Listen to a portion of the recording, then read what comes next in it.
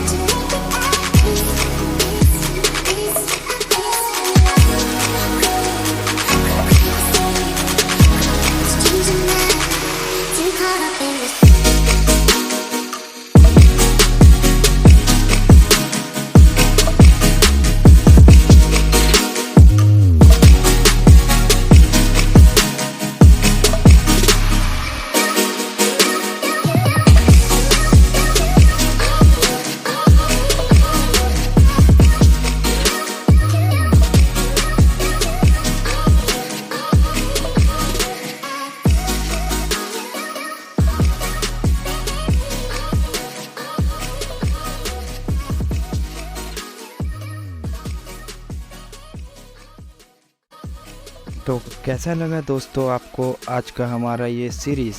अगर इससे आपको थोड़ी सी भी मदद मिली है तो do like, share and subscribe our channel, so in future you will get all our updates. Thank you.